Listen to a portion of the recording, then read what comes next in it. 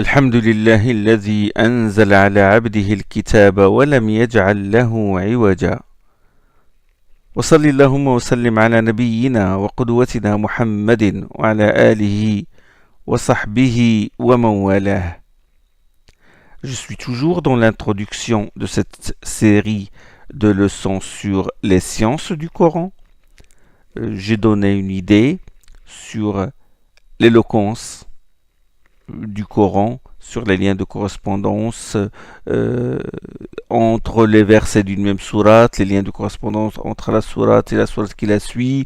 J'ai donné l'exemple de la sourate al-Fatiha et la sourate al-Baqarah, et comment la sourate al-Fatiha, qui est appelée ouverture, donc c'est une ouverture du livre, du texte coranique, et j'ai expliqué comment il résume les thèmes du Coran et le lien de correspondance entre le Fatiha et le Baqarah, le lien entre le titre et le thème, le lien entre le titre de Surat al-Baqarah et le thème, les sujets de cette même sourate, et cette diversité qu'offre le Coran. Et subhanallah, le Coran il offre comme j'ai dit, une diversité de sourates. On y trouve des sourates longues, des sourates de taille moyenne, des sourates courtes. Il t'offre une diversité de versets. Il y a des versets longs, des versets courts. Une même histoire est racontée différemment d'une sourate à une autre. Certains détails de l'histoire qui se trouvent dans une sourate ne se trouvent pas dans une autre. Un même mot te donne plusieurs sens. Le Coran t'offre aussi différentes lectures. C'est le même Coran, mais il y a des variantes dans quelques mots ou quelques versets, dans la prononciation de certaines lettres, dans la prolongation de certaines voyelles longues. Subhanallah, même ce mode de prononciation est préservé. Il est transmis oralement de la bouche du qari, de la bouche du cheikh à son disciple jusqu'à nos jours. Même le mode, donnez-nous un livre qui soit prononcé de différentes manières. Sauf le Coran. Il est préservé dans son texte et il est préservé dans son mode, dans sa façon de prononcer ces mots. Dans la façon de prononcer les mots du Coran, quand il dit Innal ladhina kafaru sawa'un alayhim a anzartahum am lam tunzirhum la yu'minun. Et dans un autre, on peut prononcer ce même verset avec une autre variante. Innal ladhina kafaru sawa'un alayhim a anzartahum. Là, c'est le mim al-jam' sans prolongation, sans parler de sa mélodie qui est aussi préservée. On prononce par exemple yu'minun et yu'minun. La prononciation de la hamza ou de son atténuation selon Nafi'. Yu'minun wa bil akhirati hum yu'minun. Sans la hamza. Tandis que Hafs, il la prononce yu'minun. Il prononce la hamza. Yu'minun, c'est Warsh, c'est selon ces deux voix, le Tariq al-Azraq et al-Asbahani. Et aussi, c'est une lecture aussi d'Abu Amr et Abu Ja'far. Donc, ce sont les lectures du Coran qui diffèrent d'un qari à un autre. Et toutes ces lectures remontent authentiquement au prophète sallallahu alayhi wa sallam. Authentiquement. Comme par exemple la sourate Ikhlas, Qul huwa Allahu ahad, Allahu samad, lam yalid wa lam yulad, wa lam yakul lahu kufuwan ahad. Kufuwan ahad, ça c'est la lecture de Hafs, du Qari Hafs. Et puis il y en a qui la prononcent Kufuan, comme Warsh, Kufuan ahad. Et il y en a qui la prononcent Kufuan, Kuf'an. Kuf'an ahad, comme Ya'qub et Khalaf. Hamza, quand il prononce Kuf'an, il prononce Kuf'an comme Ya'qub et Khalaf. Mais il marque une pause entre le tanwin et la hamza qui la suit. Il dit Kuf'an ahad. Il marque une pause. Et tout cela, même ces pauses-là, ces sakatat, ils remontent authentiquement aux compagnons du prophète sallallahu alayhi wa sallam. Bon, prenons l'exemple de Nafi' et de Asim, puisque Qira'at Nafi' et Asim sont les plus connus aujourd'hui. Nafi' et Asim sont des Qurra, ils font partie des 10 Qurra, des 10 récitants du Coran. Le Maghreb par exemple, le Maroc, l'Algérie, la Tunisie, ils récitent selon la riwaya de Warsh, selon la version de Warsh. Warsh est l'élève de Nafi'. L'autre élève de Nafi' c'est Qaloun. Riwayat Qaloun. Et de qui a reçu Nafi' cette lecture, cette qira'a? De qui? Nafi' al-Madani, au 1er siècle de l'Hégire. Il faut savoir que la qira'a n'est pas le fruit d'un ijtihad, d'un effort d'initiative personnelle, comme le soutiennent certains, ou comme prétendent certains orientalistes. Nafi' a reçu la qira'a de 5 shuyukh, de 5 grands savants de qira'a, à savoir Abu Ja'far Yazid ibn al-Qa'qa' et Abu Daoud, Abdurrahman ibn Hormuz al-A'raj, Shayba ibn Nassah al-Qadi, Abu Abdillah ibn Muslim et Abu Rawh Yazid ibn Ruman. Ça, c'est les grands shuyukh. Et ces 5 shuyukh, ils ont reçu cette qira'a de Warsh, de Nafi'. De qui? Ils l'ont reçu d'Abu Hurayra. D'Abu Hurayra. Ils l'ont reçu 5 Qurra, ils l'ont reçu d'Abu Hurayra. Ils l'ont reçu aussi d'Ibn Abbas et de Abdullah ibn Ayyash. Ibn Rabi'a. Abdullah ibn Ayyash ibn Abi Rabi'a. Ces compagnons-là, et ces tabi'in, ils ont reçu la qira'a d'Ubay ibn Ka'b, parce qu'Abu Hurayra ibn Abbas, ils ont reçu leur qira'a de Ubay ibn Ka'b. Et Ubay ibn Ka'b, il l'a reçu de qui? Du prophète sallallahu alayhi wa sallam. Ubay ibn Ka'b, Shaykh al-Qurra. Ça pour vous montrer que c'est pas un effort d'initiative personnelle, c'est pas de leur, c'est juste question de tempérament, mais ils ont reçu de grands cheikhs, des géants de la science. Et la chaîne remonte authentiquement jusqu'au prophète sallallahu alayhi wa sallam. Asim, qira'at Hafs, la lecture, la riwaya de Hafs, on dit riwayat Hafs, on dit qira'at Asim.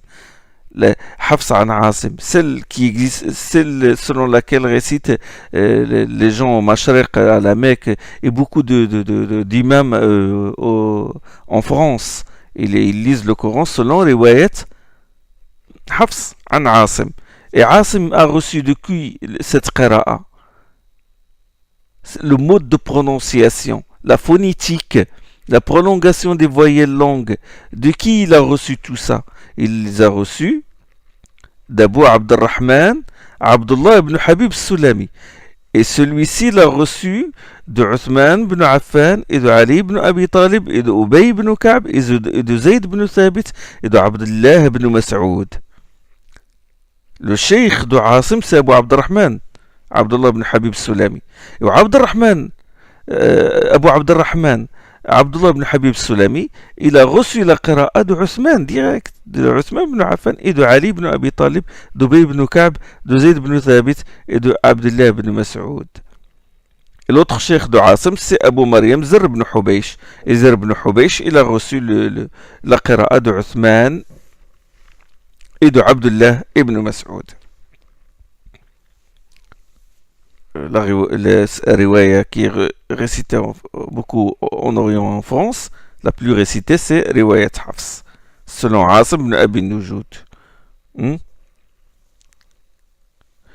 Ça, c'est le Maghreb, bon, Warsh an Nafi', et le Mashriq, c'est Hafs an Asim. Ce sont les deux riwayas les plus récités. Au Soudan et à Hadramaut, au Yémen, ils récitent d'après la riwaya de Douri, selon le Kisa'i, al-Koufi. C'est la riwaya de Douri.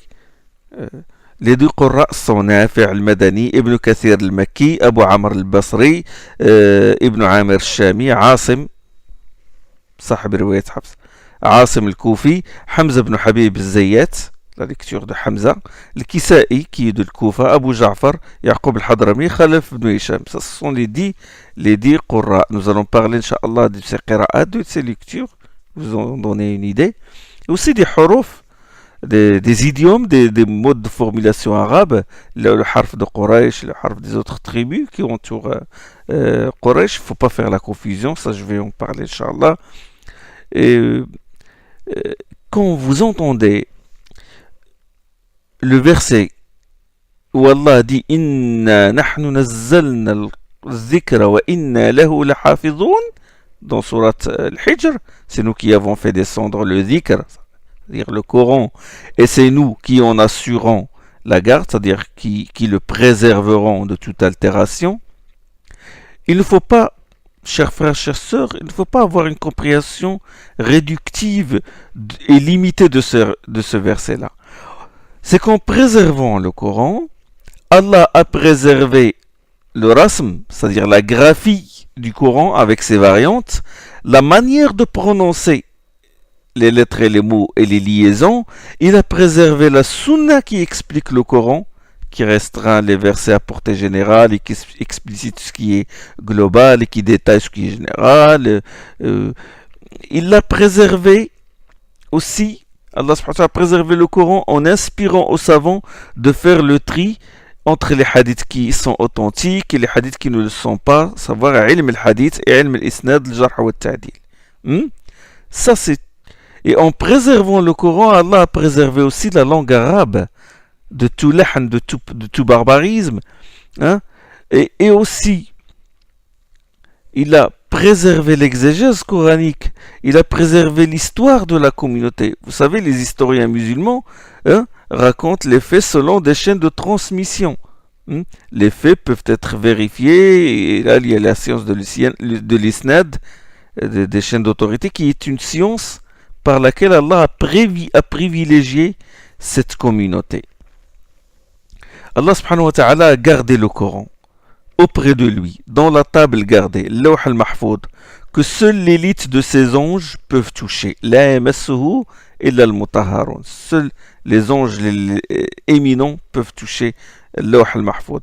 Et quand Jibril l'a pris du Lawh, de la table gardée, pour le faire descendre au ciel le plus bas, il était escorté par une armée d'anges pour que les démons ne volent pas les versets avant qu'ils ne parviennent à Muhammad sallallahu alayhi wa sallam. Si un démon s'approche, il est vite attaqué par un météorite. وَأَنَّا لَمَسْنَا السَّمَاءَ فَوَجَدْنَاهَا مُلِئَتْ حَرَسًا شَدِيدًا وَشُهُبًا, disent les djinns dans Surat les djinns. Nous avons frôlé le ciel et nous l'avons trouvé rempli de gardiens virulents et de météores.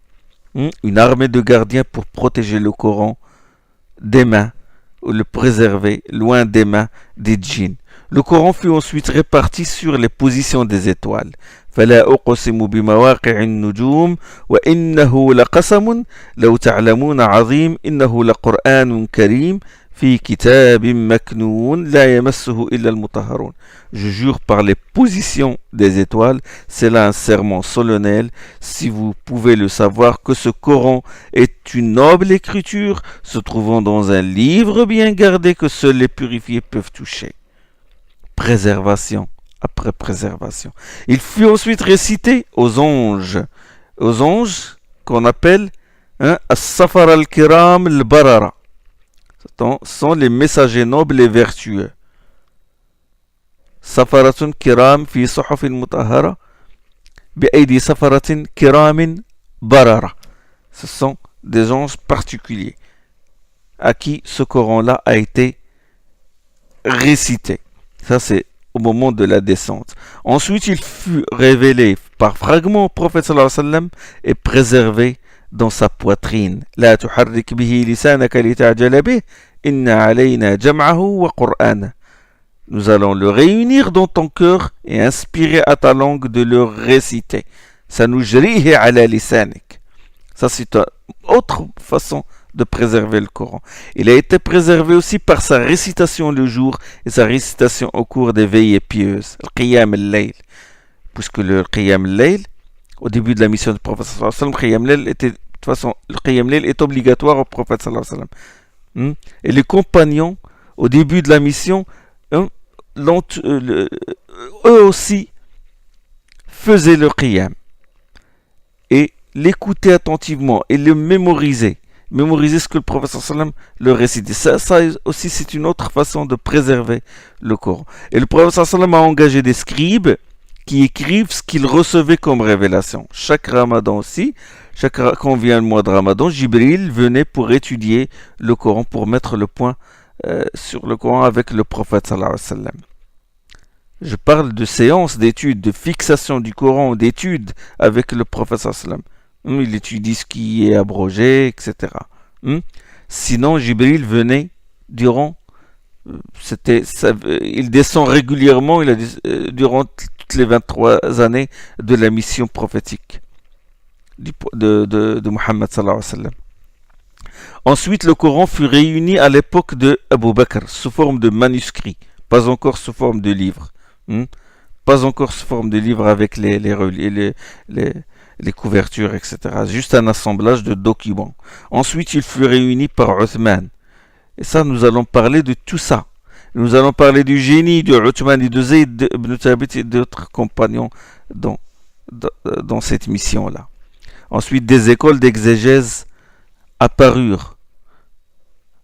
Les sciences du Coran, les écoles l'école d'Ibn Abbas, l'école de Ikrima, l'école d'Ibn Mas'ud, de Muqatil ibn Sulaiman, d'autres écoles encore. Il y a eu le tafsir qui se fonde sur le Athar, le tafsir qui se fonde sur les hadiths et les propos des compagnons et des tabi'in, le tafsir où prédomine le fiqh, le tafsir qui s'intéresse au bayan, à l'éloquence, le tafsir qui s'intéresse plus au sujet abordé par le Coran, les grands thèmes. Les sciences après les sciences du Coran apparurent, les sciences qui s'intéressent à la lecture du Coran, ilm al-qira'at, sciences qui s'intéressent au nombre des versets, des sciences à part ça. Il y a des sciences qui s'intéressent juste au nombre des versets. Des livres ont été écrits sur ça, Kitab al-Bayan fi Ad'ay al-Qur'an, ça c'est d'Abi Amr Dani, حسن المدد في معرفة العدد للإمام برهان الدين المعبدي donc ou برهان الدين الجعبري. La liste est longue. La liste est longue. Les sciences sont apparues.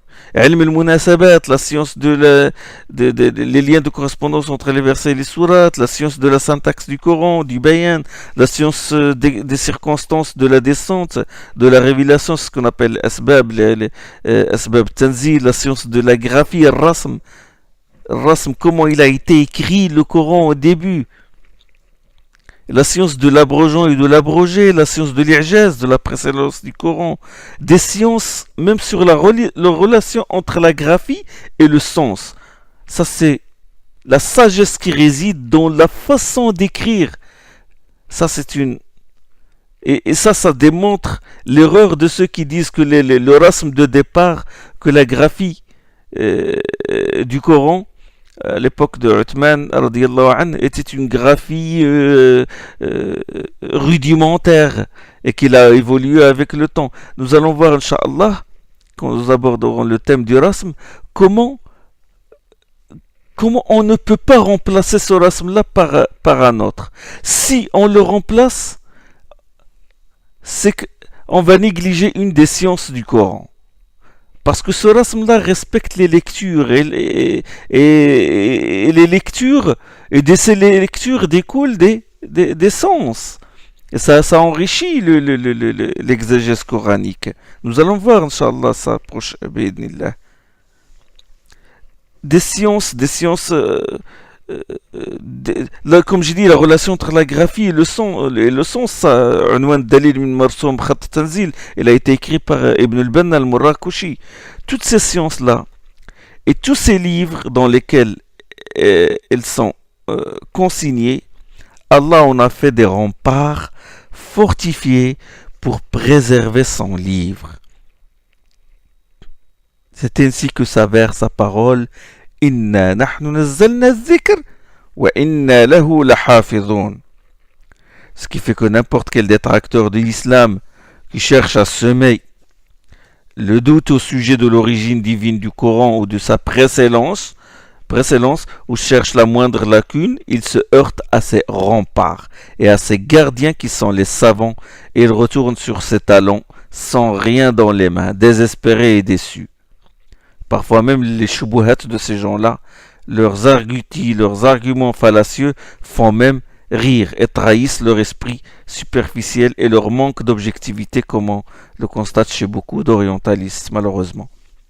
Ces sciences, les sciences des lectures, les sciences des circonstances de la révélation, l'exégèse, le tafsir, la syntaxe, la science de l'écriture, l'éloquence, la science de la précédence du Coran, on les appelle, ces sciences-là, on les appelle ulum al-Qur'an, les sciences du Coran.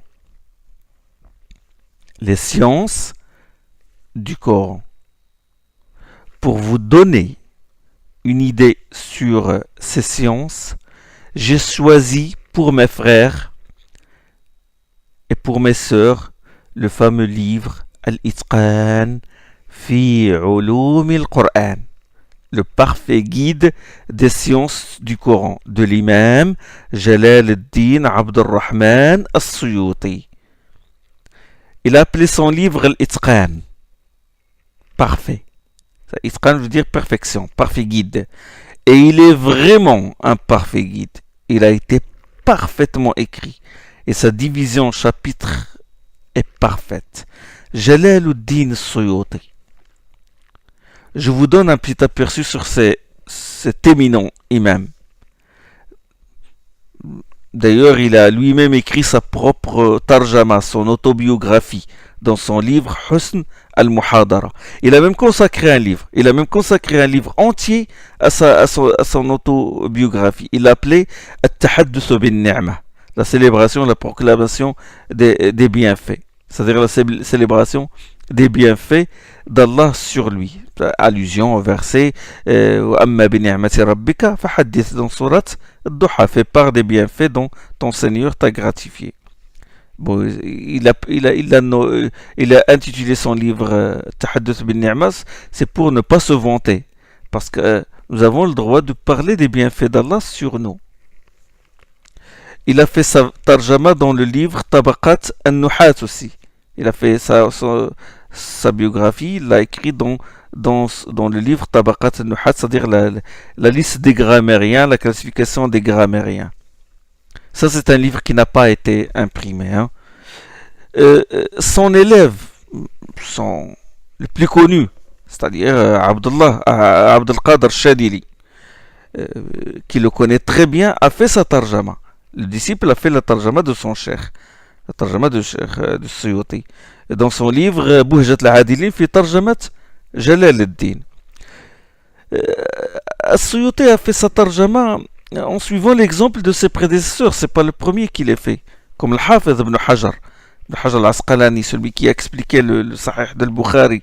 Il a fait sa propre tarjama dans le livre Les Qadis d'Égypte, hein, Qudat Misr, puisque lui, il a exercé la fonction de juge. Quand il est arrivé à sa tabaqa, à sa génération, il a marqué son nom, il a cité sa biographie. Suyuti rahmahullah, il est né en 849 de l'Hégire, c'est-à-dire vers 1445, hein, après Jésus-Christ. Il est né au Caire. Il est nommé Suyuti relativement à la ville d'Asyut, qui se trouve en Égypte. C'est une ville connue. Il s'appelle Abd al-Rahman. Et sa kunya est Abu al-Fadl. Et Jalal ad-Din est un titre. C'est un titre honorifique. Vous savez, les ulama et les gouverneurs portaient ces titres-là à l'époque des Mamelouks, puisque il a vécu à l'époque des Mamelouks. Jalal ad-Din, et au-dessus de Jalal ad-Din, il y a Kamal ad-Din. Son père est mort quand il avait 5 ans. Et déjà à l'âge de 5 ans, il a appris par cœur à peu près 28 parties du Coran. C'est-à-dire qu'il est arrivé jusqu'à la sourate Tahrim. C'est-à-dire il a failli terminer le Coran à l'âge de 5 ans. Son père, Abu Bakr, était aussi un grand savant. Il assistait aux doros, aux leçons d'Ibn Hajar al-Asqalani. Jalal-Din Suyuti, il est issu d'une famille savante. Voilà l'importance de l'éducation et du milieu où on est né. Son père eut l'intuition que son fils aura sera un grand savant. Il aura un grand avenir dans la science du corps, dans les sciences sacrées. Son père a envoyé une fois sa femme pour lui apporter un livre de sa bibliothèque. Elle était à ce moment-là, elle était enceinte. Elle était enceinte de Suyuti. Il attendait, et quand il a vu qu'elle tardait, il alla la chercher. Et quand il arriva, sa femme a déjà accouché et le bébé était au milieu des livres. Il le regarda puis dit Ibn al-Kutub, fils des livres. C'est fils des livres. Ben, ce qui lui a valu le surnom d'Ibn al-Kutub. Suyuti était surnommé fils des livres. L'intuition de son père s'est confirmée. Et il a passé toute sa vie au milieu des livres. Il est né au milieu des livres et il a passé toute sa vie au milieu des livres. À l'âge de 17 ans, il a déjà écrit sa propre risala, propre épître, Sharh al-Isti'adha wal-Basmala. C'est une épître qui a été vérifiée par son cheikh al-Balqini.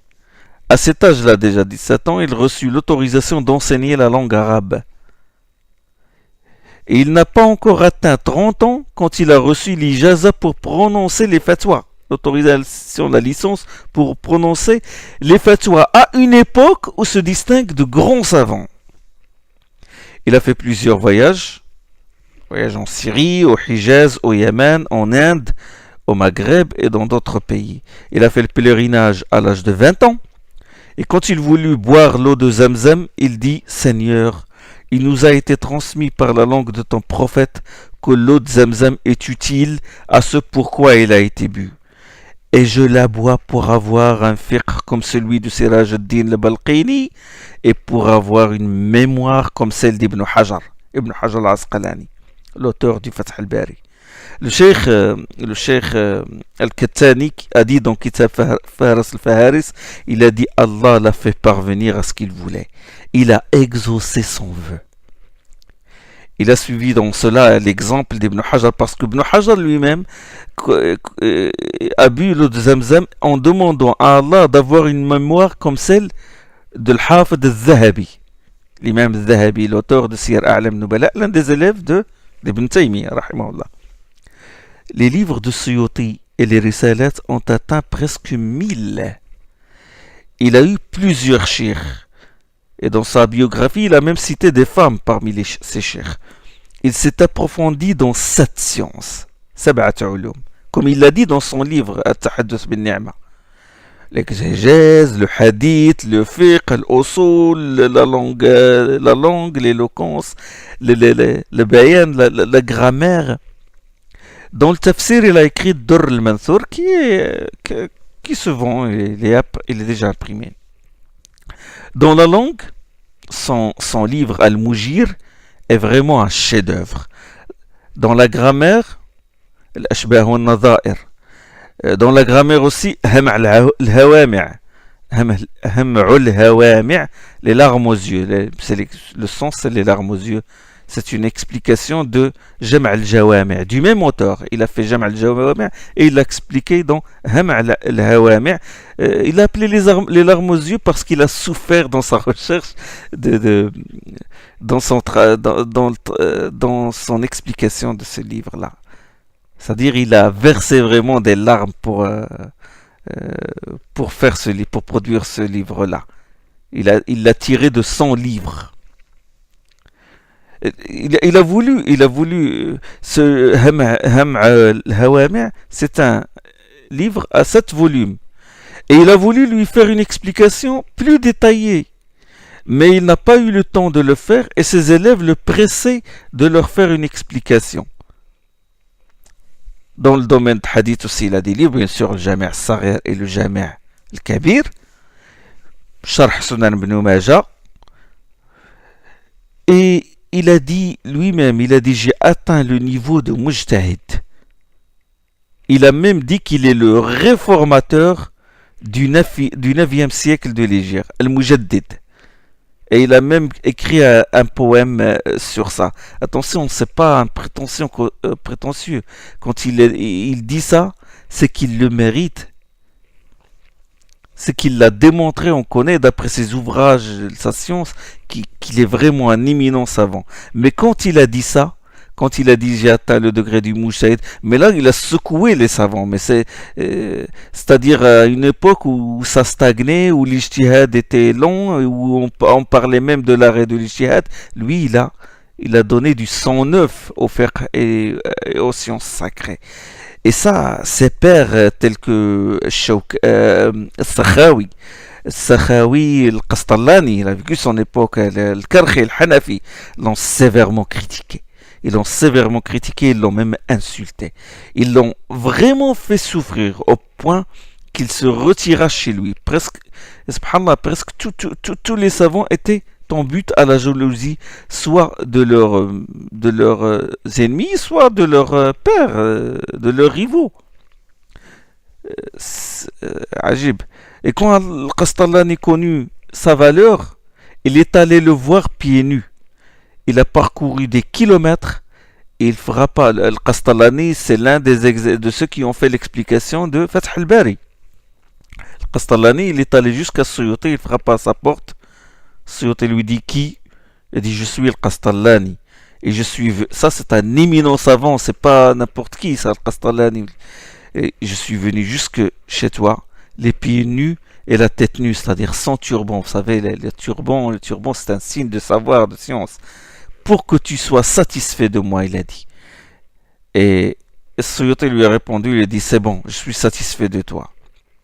Et il ne lui a pas ouvert la porte. Il ne l'a pas reçu. Ce genre de rivalité existe dans toutes les époques. Il existe, c'est normal. Et il ne faut pas en faire toute une histoire, toute une affaire pour accuser l'autorité, la science de l'un ou de l'autre. Certains sont tombés, certains frères sont tombés dans ce genre de piège. Quand un alim il fait le rad, il réplique ou il réfute les arguments d'un autre savant ou il s'insulte, bon, ils prennent parti ou ils le rejettent tous les deux ou ils font le tajrih, ils récusent même le savant à cause des histoires de ce genre. Il est mort, Suyuti rahimahullah, il est mort en 911 de l'Hégire. Le 19-5, 911 de l'Hégire, et il est mort au Caire. C'est-à-dire au mois d'octobre 1505 après Jésus-Christ. Les références de l'Itqan, de ce livre que nous avons travaillé, Inch'Allah, les références de l'Itqan sont nombreuses et variées, très nombreuses.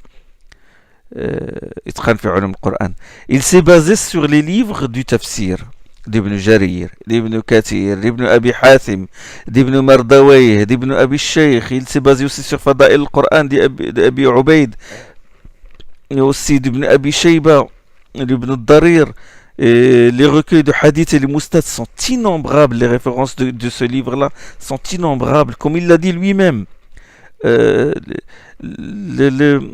Les livres sur les lectures, القراءات النشر والتقريب لابن الجزري، الكامل في القراءات، العشر للواسطي، الشواذ لابن غلبون، الوقف والابتداء لابن الأنباري وللسجاوندي، النحاس، أبي عمرو الداني، le célèbre أبو عمرو الداني، العماني، ابن النكزاوي. Les livres de la langue, les livres de la syntaxe, les lexiques comme Mufradat al-Qur'an, l'Iraghib al-Asbahani, Gharib al-Qur'an, l'Ibn Qutayba, les livres de la précédence du Coran, l'Ijaz et de l'éloquence, d'autres livres encore comme Bada' al-Fawaid, l'Ibn al-Qayyim. Bref, le livre est consistant, je peux vous le dire tout de suite, il est consistant. Il est riche en enseignements. Il a fait suer les grands talabat al-ilm, pas seulement les petits comme nous. Et là, mon manhaj dans l'explication de ce livre, c'est que je vais vous en donner l'essentiel. Quand il y a plusieurs opinions des savants sur une question, je vous donnerai l'avis qui prévaut aux yeux de Suyuti et d'autres grands savants pour que vous ayez une idée assez claire sur ce que sont les sciences du Coran, pour que vous sachiez comment le Coran a été descendu, comment il se présente l'ange Jibril, le prophète sallam, les étapes de la révélation, les circonstances causales de la descente de certains versets, ce qui a été révélé à plusieurs reprises, les différents noms du Coran, les différents noms des sourates, la division du Coran en parties, ces divisions, Hizb, Juz, etc. Et d'autres divisions encore, les différents, les compagnons qui savaient le Coran par cœur, le tartil, la disposition, l'ordre psalmodique qui est autre que l'ordre chronologique, les ahruf, les 7 ahruf, les langues ou idiomes du Coran, les qira'at, la différence entre les ahruf et les qira'at, parce que beaucoup font la confusion.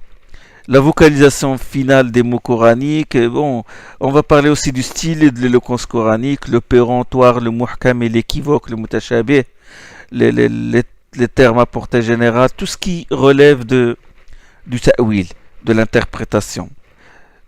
Le tadwin aussi, j'ai oublié, le tadwin, la réunion du Coran, comment il a été écrit au moment de la révélation par les scribes, comment le Coran était à la mort du prophète sallallahu alayhi wa sallam, la compilation du texte coranique par le calife Abu Bakr, puis par le calife et la deuxième compilation, la première compilation sur la présidence de Zayd ibn Thabit, la deuxième aussi par le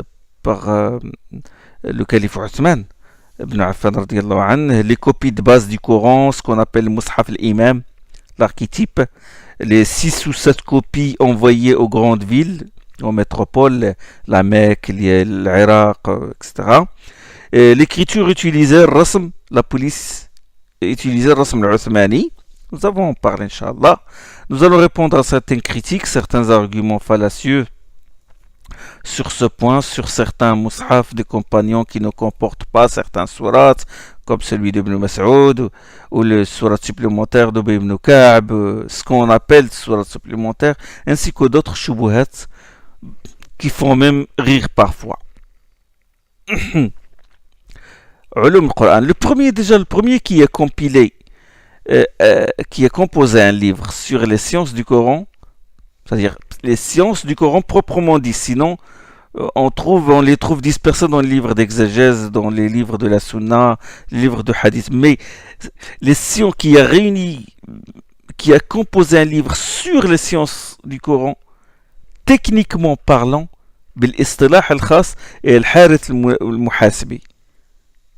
الحارث المحاسبي, c'est-à-dire il a consacré un livre sur les sciences du Coran en tant qu'art indépendant. Son livre s'appelle Fahm al-Qur'an. Ça c'est la première moitié du 3e siècle de l'Hégire, vers les années 200 et quelques. Puis il y a Ibn al-Marzuban qui a écrit Al-Hawi fi Ulum al-Qur'an. Ça c'est l'une des premières références des Ulum al-Qur'an. Alors la définition. Qu'est-ce que ça veut dire Ulum al-Qur'an? Qu'est-ce que ça veut dire Ulum al-Qur'an? Définition istilahiyya, technique. C'est une science qui étudie les questions suivantes qui concernent le Coran, à savoir le tanzil, la descente, la révélation, son ordre psalmodique, l'agencement, le tartil, son interprétation, le ta'wil, et l'établissement des preuves qu'il est la parole d'Allah, c'est le tadlil. Ça, c'est la question de l'ijaz, de l'inimitabilité du Coran. Donc, tanzil, tartil, ta'wil, tadlil. Tanzil, révélation. Tartil, ordre psalmodique, le fait que tel verset soit situé ici, soit mis ici, dans telle sourate, inséré dans telle sourate. Le fait que cette sourate soit située après telle sourate, ça c'est ce qu'on appelle le tartil. Le tartil. Et comme j'ai dit, le ta'wil, ça on va parler du muhkam, du mutashabih, de l'éloquence et tout ça. Le ta'wil, son interprétation. Et puis le tadil qui est l'établissement de preuves évidentes qu'il est vraiment la parole d'Allah. Ça c'est la question de la précédence du Coran, de l'ijaz. Donc c'est une science qui étudie les questions suivantes qui concernent le Coran. Sa révélation, Tanzil. Son ordre psalmodique, Tartil. Son interprétation, Ta'wil, et l'établissement des preuves qu'il est la parole d'Allah, Tadlil, et ce, d'une manière qui réalise ses objectifs et, et le protège dans le fond et dans la forme de tout ce qui est susceptible de le faire sortir du cadre de la préservation. On entend par la préservation la parole divine suivante, c'est nous qui avons fait descendre le dhikr et c'est nous qui en assurons la garde. Donc ça c'est la définition des ulum al-Qur'an. Elle traite des 4 grands axes, Tanzil, Tartil, Ta'wil, Tadlil, mais d'une façon particulière, c'est-à-dire une façon qui vise à réaliser les objectifs de cette science-là et la protège dans le fond et de la forme de tout ce qui est, et protège le Coran dans le fond et de la forme de tout ce qui est susceptible de la faire sortir du cadre de la préservation, parce qu'il y en a qui traitent qui s'intéressent aux sciences du Coran, mais dans le but de semer le doute, dans le but de il leur donne des interprétations de manière à dire que ce Coran n'est pas préservé, qui a été altéré, etc. Donc ça c'est la définition. Cette définition a été donnée par le cheikh Mustafa al-Bouhiaoui, c'est-à-dire un des savants du Maroc, des spécialistes reconnus même dans l'Orient. Personne avant lui n'a donné une telle, même lui il le dit, il dit personne avant moi n'a donné une telle définition. Et elle est pertinente. C'est un savant marocain dans le tafsir, dans les qira'at, connu comme j'ai dit dans l'Orient. C'est le président de l'Institut de Châteaubriand à Tanger. C'est une référence dans ce domaine-là. Et je le considère vraiment comme mon cheikh dans ce domaine.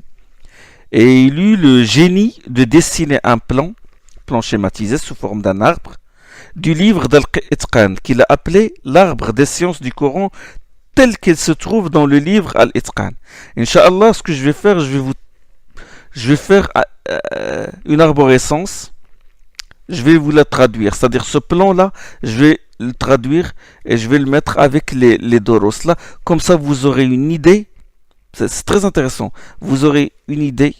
C'est comme si vous avez c'est comme si vous aviez le livre Itqan déployé devant vous. Dès que vous voyez ce plan-là, vous êtes vite repéré et vous avez une vision claire du livre. Le plan est sous forme, comme j'ai dit, d'une arborescence, dont le tronc, la racine et les sciences du Coran. C'est les sciences du Coran de ce tronc. Il est représenté par un grand rectangle duquel se ramifient 5 branches, comme l'arbre généalogique. Comme l'arbre généalogique. Donc, le grand rectangle où c'est écrit les sciences du Coran, ulum al-Qur'an, puis la première branche, qui se ramifie de ce rectangle, qui descend de ce rectangle-là. Alors, la première branche, c'est quoi? La première branche, les sciences du Tanzil, de la révélation. C'est bon? La deuxième branche, les sciences du Tartil, l'ordre psalmodique, la disposition des passages révélés, tel verset ici, tel surat ici. Donc l'ordre psalmodique, ça c'est la deuxième branche. Donc le grand rectangle, puis du grand rectangle sort un premier rectangle qui est les sciences du Tanzil, un deuxième rectangle qui est les sciences du Tartil, la disposition, l'agencement des sourates et des versets. La troisième branche, c'est la branche de la compilation du Coran, Jama' al-Qur'an, la compilation. La quatrième branche, les sciences de l'interprétation, le ta'wil. Tout ça sort de la définition. Et la cinquième branche, c'est les sciences relatives à l'établissement des preuves de la précédence du Coran, l'Ijaz. Donc, chacune de ces branches se ramifie en sous-branches, et les sous-branches se ramifient en branches de troisième niveau, si vous voulez. C'est bon? Donc, c'est comme ça qu'il a fait. Il a dressé un plan. Il l'a déduit à partir de la... Parce que bon, il a dit qu'il est... Le cheikh al-Bouhiaoui, il a dit que le Suyuti, il n'a pas parlé de la méthode qu'il a suivie. Mais lui, d'où l'importance du savant. Ça nous aide dans ce genre de choses. Il a déduit du livre, avec lecture et examen attentif, il a déduit le manhaj. Le manhaj, la méthodologie suivie et respectée par Suyuti dans tout son livre, et il a fait le tashjir, cette arborescence-là, que Inch'Allah je vais la traduire, et je vais respecter ce plan-là, durant toute cette série de Doros. Ça sera une longue série, mais ça prendra le temps que ça prend. Inch'Allah, moi, bi'idnillah, le but c'est de vous éclaircir ces sciences-là et pour que vous soyez armés de sciences, pour que, Inch'Allah, votre foi augmente et en même temps, vous avez les arguments solides pour répondre aux shubuhat, aux ambiguïtés de certaines sectes et certains détracteurs de l'islam. Et vous serez émerveillés. C'est qu'Allah, quand on étudie les sciences du Coran, c'est comme si on était aveugle et qu'on devienne clairvoyant. Donc j'ai dit, voilà, la grande branche, le tronc, les sciences du Coran, le grand rectangle, duquel se ramifient 5 branches. La première branche est Tanzil, les sciences du Tanzil, la branche de la descente du Coran, la branche de la descente. Tanzil Coran. La descente sous ces deux formes, l'inzal et le tanzil. Le inzal et le tanzil. L'inzal, c'est quoi? C'est d'un seul coup. C'est la descente d'un seul coup, en bloc. Et le tanzil, c'est la descente multiple et graduelle. Parce que dans le Coran, on trouve anzala et nazzala.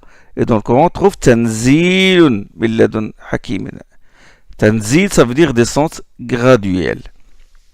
Donc la branche de la descente du Coran, de la révélation, se ramifie en 5 branches de second niveau. Alors, maintenant, je suis dans la branche de la descente.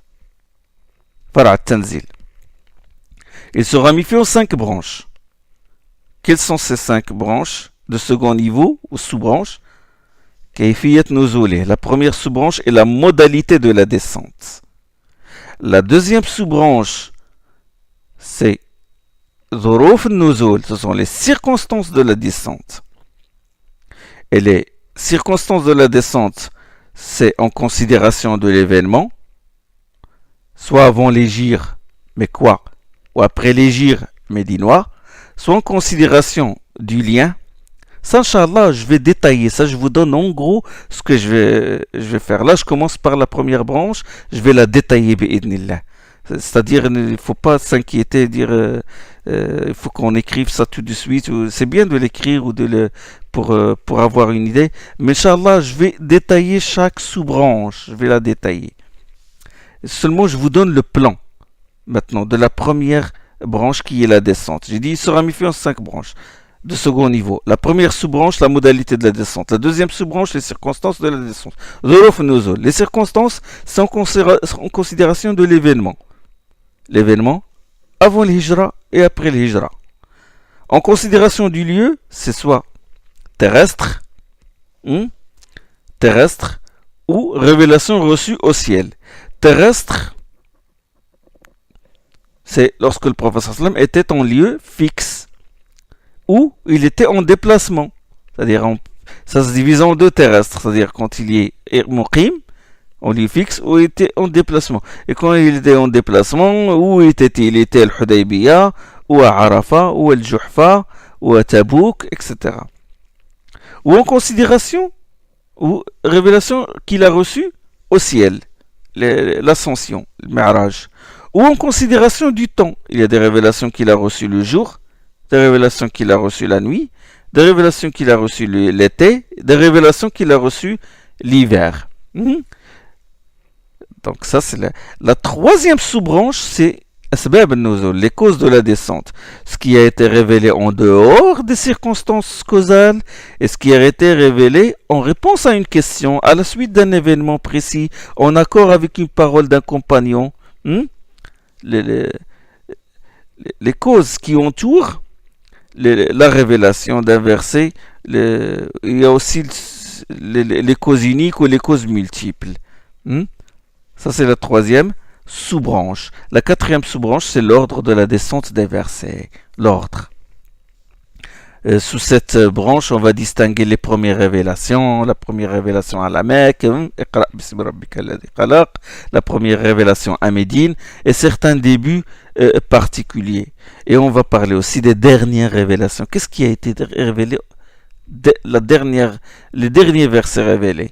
La dernière révélation à la Mecque, voilà, divisé à 3, les dernières révélations à la Mecque, les dernières révélations à Médine, et certaines dernières particulières. Et la cinquième sous-branche, c'est la façon dont le Coran est descendu. Il a été descendu tout entier, une seule fois, intégralement et synthétiquement. Et il a été descendu en plusieurs parties. On appelle ça par mode d'étoile, nujum, tanjiman. Et ce qui a été descendu graduellement, c'est soit des sourates révélées en partie, soit des sourates révélées en une seule fois. Ça, c'est le plan de cette partie-là. Alors, j'ai dit la branche de la descente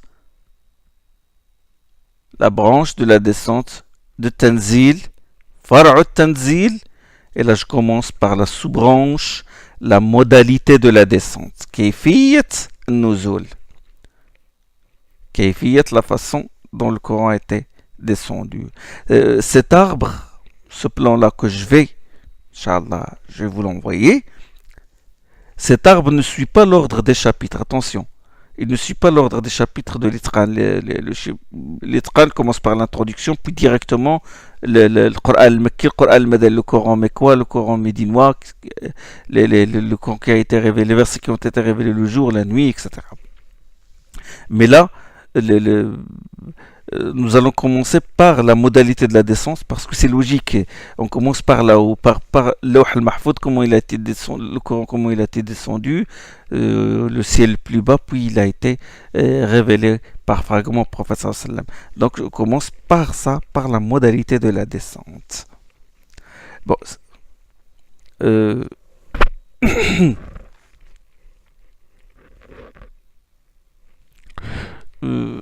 J'ai dit que Suyuti, dans sa méthodologie de la composition de l'Itqan, il s'est fondé sur les axes qui ont un lien avec les noms du Coran.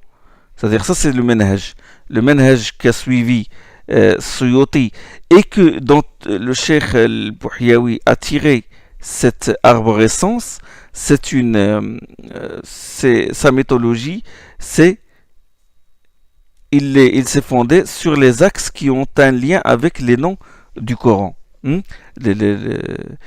sont les noms qui ont déterminé les thèmes de l'Itqan. Ce sont les noms du Coran qui ont déterminé les thèmes qu'a suivi Suyuti dans son livre Al-Itqan. Quels sont ces noms-là? Les noms du livre d'Allah sont Al-Qur'an. Le Qur'an, ça vient de Qira'a, qui signifie récitation. C'est-à-dire comment le prophète sallallahu alayhi wa sallam a reçu la révélation. Sous quelle forme? Sous forme de récitation. Jibril récitait, et le prophète sallallahu alayhi wa sallam retenait les versets et les sourates récités. Maqro'. Des morceaux récités, morceau par morceau. Transmission orale. D'accord? Contrairement à Moussa qui a reçu la révélation écrite sur des tablettes. وكتبنا له في الألواح من كل شيء موعظة وتفصيلا لكل شيء. Dans Surat Al-A'raf, nous lui avons écrit sur les tables à propos de toute chose une exhortation et une explication pour toute chose. Sur les tables, sur des planchettes. وكتبنا له في الألواح من كل شيء موعظة وتفصيلا لكل شيء. Moussa a reçu la révélation écrite.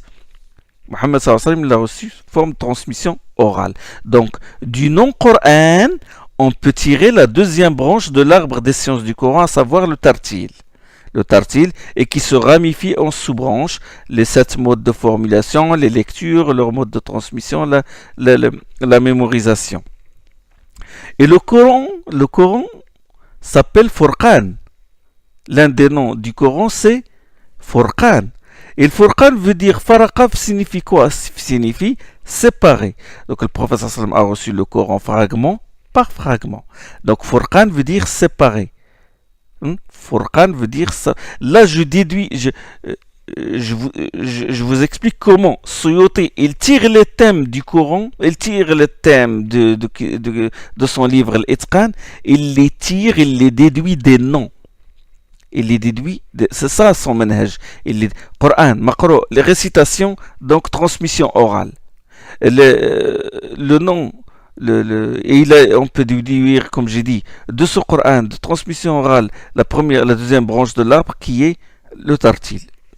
C'est-à-dire qu'il le reçoit oralement et le classe et l'ordonne comme selon son ordre dans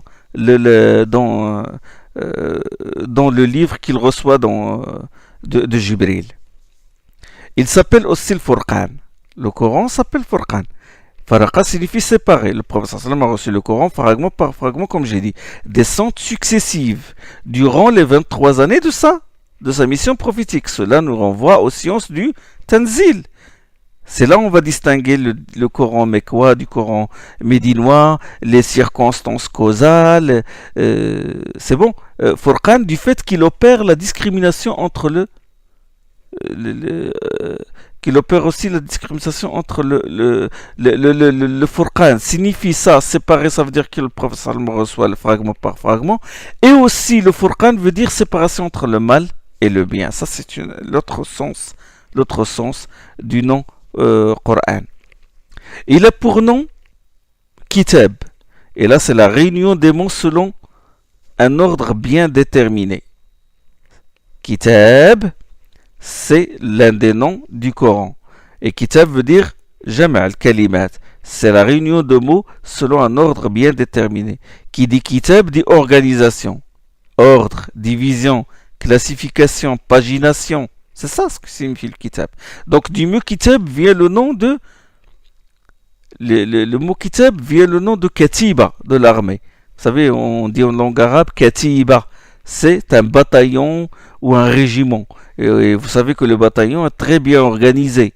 Il y a l'avant-garde, il y a l'arrière-garde, il y a la tenue particulière. Et ça nous renvoie à la branche du Tadwin, c'est-à-dire le Jama'. C'est les liens de correspondance entre les versets, entre les sourates. Le Coran est tellement bien agencé, organisé, structuré, qu'aucun livre ne mérite le nom de Kitab sauf lui. C'est pourquoi il l'a appelé Kitab, Al-Kitab. Al-Kitab. Donc on déduit du nom Kitab la branche qui concerne le Tadwin, le Jama', puisque c'est un livre constitué de mots, donc le Jama', comment il a été réuni à l'époque d'Abu Bakr et de Uthman. Et il s'appelle Burhan. Burhan, c'est une sifa, c'est un attribut du Coran. Ça, c'est la preuve. Burhan veut dire preuve, c'est-à-dire qu'il preuve qu'il vient d'Allah. Et là, ressort la question de la précédence du Coran et de son inimitabilité, comme on le verra, Inch'Allah, dans la branche du Tadlil. La branche du Tadlil, la branche relative à l'établissement des arguments qui prouvent qu'il est inimitable et qu'il vient vraiment d'Allah subhanahu wa ta'ala. Inch'Allah, je vais arrêter ici là pour continuer cette sous-branche la prochaine fois, la modalité de la descente. Subhanakallahum bihamdik, ashhadu an la ilaha illa ant, astaghfiruka wa atubu ilayk.